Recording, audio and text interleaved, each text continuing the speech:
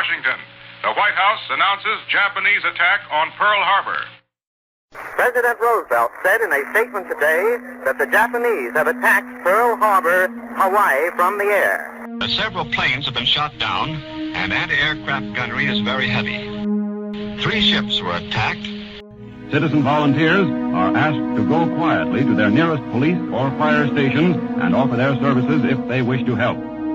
Several squadrons of Japanese planes came in from the south, dropping bombs and incendiary bombs over the city. Some people do believe that our air raid on these beautiful islands has actually happened and that lives have been lost. The attack yesterday on the Hawaiian Islands has caused severe damage to American naval and military forces. I regret to tell you that very many American lives have been lost. At 11 o'clock in the morning, I was going home for lunch when Roosevelt came on and made that speech. It's indelible in my mind because I knew that it was the end of the life that I was living at that time. But I did get to enjoy it until they drafted me. I enlisted in October of 1942. I joined the Navy. My dad signed the papers for me when I was 15 years old. I worked for the L.E. Myers Company, one of the finest companies that there ever been for me, because it gave me a chance to show what I could do. Without the education and all the paper and the stuff that you have to have today. I was the last platoon that was trained in Norfolk, Virginia in '42.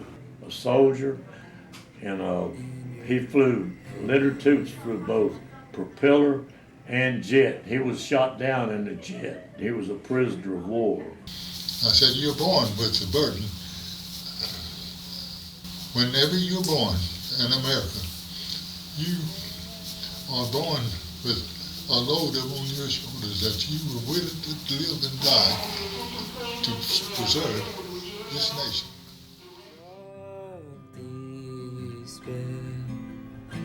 Have blinded your sight.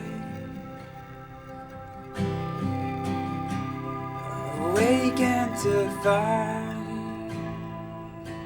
you are losing the fight.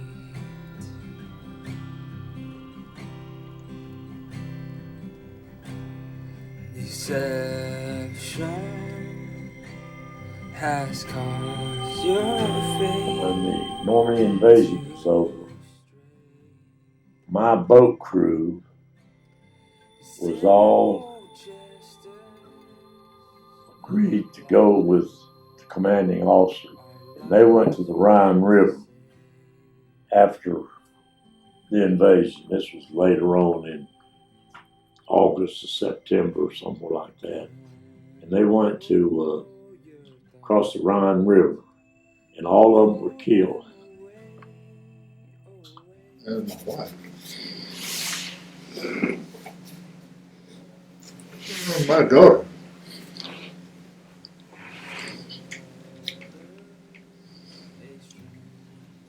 Standing in that doorway. Talk about indelible, it's there. It'll be there till the day I die. That my grandkids, great-grandkids, could enjoy the world that I have lived in. But it's not here. It is not here. It was a day that would live in infamy, as President Franklin Delano Roosevelt told an anxious nation of the attack. The date of infamy that launched an epic conflict with Japan took place in the early morning hours of December 7th, 1941. It's important for America to remember our history, the high and low points. Pearl Harbor was certainly a low point.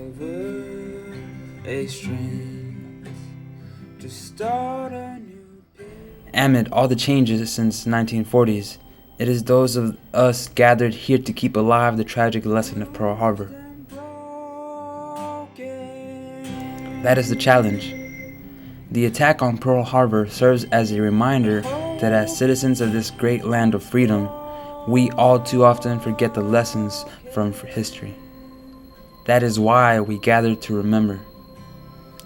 We remember those who made the supreme sacrifice on December 7th.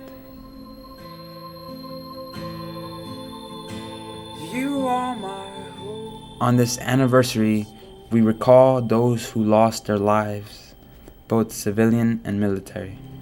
America survived that day of infamy, but the memory of December 7th must remain engraved for perpetuity in the mind of succeeding generations.